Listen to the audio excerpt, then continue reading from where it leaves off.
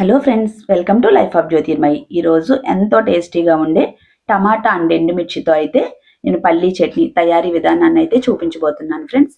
So దీనికోసం కావాల్సిన ingredients టమాటా, పల్లి, ఎండుమిర్చి అండ్ కొంచెం పచ్చిమిర్చి, కొంచెం కరివేపాకు అండ్ ఆనియన్, సాయిగుళ్ళు, పచ్చెనపప్పు, కొంచెం చింతపండు, టేస్ట్కి తగినంత ఉప్పుని తీసుకుంటున్నాను.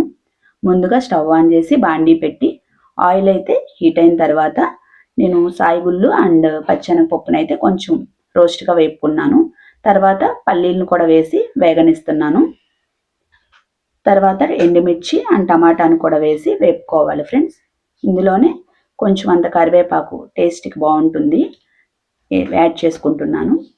నెక్స్ట్ అయితే ఒక మీడియం సైజు ఒక చిన్న ఉల్లిపాయను తీసుకొని ముక్కలు కట్ చేసి ఇవి కూడా వేసి వేపుకుంటున్నాను ఫ్రెండ్స్. టేస్ట్ వైజ్గా ఇంకా బాగుంటుంది. చట్నీ అంటేనే ఇంకా వెల్లుల్లి అండ్ జీలకర్ర లేకుండా ఉండదు కదా, సో వెల్లుల్లిపాయలు జీలకర్రను కూడా యాడ్ చేసుకుంటున్నాను.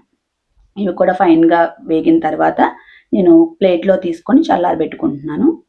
అలాగే లాస్ట్లో కొంచెం కొంచెం ఆయిల్ యాడ్ చేసుకొని మనం సన్నగా కట్ చేసి పెట్టుకున్న టమాటా ముక్కలు అండ్ కొంచెం అంటే చింతపండు వేసుకొని మగ్గబెట్టుకుంటున్నాను ఫ్రెండ్స్. ఒక 5 మినిట్స్ వరకు అయితే చక్కగా మగ్గిపోతుంది. నాకు ఈ చట్నీలో ఆయిల్ కంటెంట్ చాలా తక్కువ యూజ్ అవుతుంది, ఎందుకంటే ముందు ఇంగ్రీడియంట్స్లో కొంచెం అంత ఆయిలే పడుతుంది కదా వేపుకుంటానికి. అలాగే టమాటా ముక్కల్లో వాటర్ కంటెంట్ ఉంటుంది కాబట్టి చాలా తక్కువ ఆయిల్తోనే రెసిపీ అనేది కంప్లీట్ అవుతుంది. సో టమాటాని అట్లా ఫైన్గా మెత్తగా గంటితో అనడం వల్ల త్వరగా ఉడికిపోతుంది.